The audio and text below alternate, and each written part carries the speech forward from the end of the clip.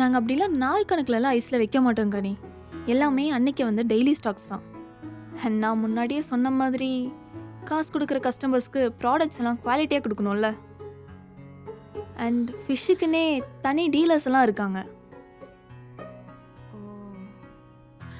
அப்போ நாங்கெல்லாம் மீன் பிடிச்சி கொண்டு வந்தா வாங்க மாட்டீங்களா? அப்படிலாம் இல்லை கனி, இங்கே ப்ராசஸே வேற.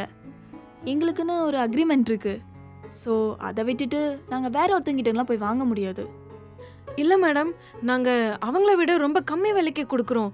அது மட்டும் இல்லாம மார்க்கெட்டை தாண்டி உங்ககிட்ட வித்தா எங்களுக்கும் கொஞ்சம் வருமானம் வரும்ல.